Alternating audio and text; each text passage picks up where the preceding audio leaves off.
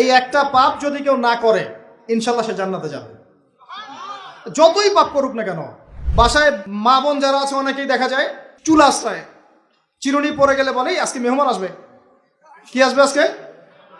মেহমান আসবে আজকে বললেই শিরক। বাসা থেকে বের হচ্ছেন, আপনার পাঞ্জাবিটা একটু আটকে গেছে, আপনার স্ত্রী বলছে একটু বসে যান, অমঙ্গল হতে পারে, বসেন, বাস মুশরিক, শিরক হয়ে গেল। মুসলিম সমাজে রন্ধ্রে রন্ধ্রে শিরক। এখন রাস্তাঘাটে উঠতে বসতে পেপার পত্রিকা খুললেই শিরক। পেপার খুলবেন রাশিফল, সিংহ রাশি কন্যা রাশি, দিনটা কেমন যাবে বিশ্বাস করলেই মুশরিক হয়ে যাবে। রাস্তার পাশে টিয়া পাখি দিয়ে ভাগ্য পরীক্ষা করছে, হাতটা দেখে দেন তো ভাই কি আছে, বললেই শিরক হয়ে যাবে। আংটি বিক্রি করছে, আংটি পরলে রোগ ভালো হবে, হাতে দিল রোগ ভালো হবে এই উদ্দেশ্যে, মুশরিক। হাতে দিয়েছে রোগ ভালো হবে, আমার ডায়াবেটিস ভালো হয়ে যাবে, বিসমিল্লাহ, ব্যাস মুশরিক, নাউজুবিল্লাহ। এই আকীদা নিয়ে পড়লেই মুশরিক। মুসলিম সমাজে অহরহ শিরক আছে।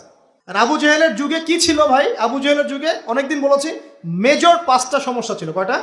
মেজর 5টা, মাইনর সমস্যা অনেক, মেজর 5টা। এক, আবু জেহেলের যুগের বেশিরভাগ মানুষ শিরক করতো। কি করতো ভাই? লাত, উজ্জা, হবল, মানাত এইসব মূর্তি পূজা করতো।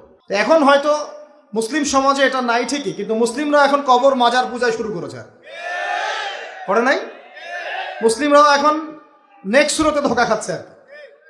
শিরক তো আমাদের সমাজে চলছে। শিরক কি হয় কেন আমি লেকচার দিয়েছি, দেখবেন মুসলিম সমাজে কত শিরক চলছে। আবু জেহেলের যুগে শিরক ছিল, এগুলো বলতে থাকলে এটা নিয়ে আলোচনা করতে হবে। আলোচনার টপিক আমার আজকে অন্যরকম। আবু জেহেলের যুগে কি ছিল ভাই? শিরক ছিল, সমাজে রন্ধ্রে রন্ধ্রে শিরক ছিল। এখনকার সমাজেও শিরক আছে। তারা লা ইলাহা ইল্লাল্লাহ না পড়ে শিরক করতো, আমরা পড়েও শিরক করি। আল্লাহ পাক আমাদের সবাইকে শিরকের পাপ থেকে হেফাজত করুন বলি আমি। এই একটা পাপ যদি কেউ না করে ইনশাল্লাহ সে জান্নাতে যাবে, যতই পাপ করুক না কেন। জেনা করেছে, মদ খেয়েছে, মিথ্যা বলেছে, অনেক কিছু করেছে, শুধু শিরকের পাপ করে নাই, আল্লাহ তাকে মাফ করে দিবেন ইনশাআল্লাহ। বিশ্বাস করলেন না কথাটা?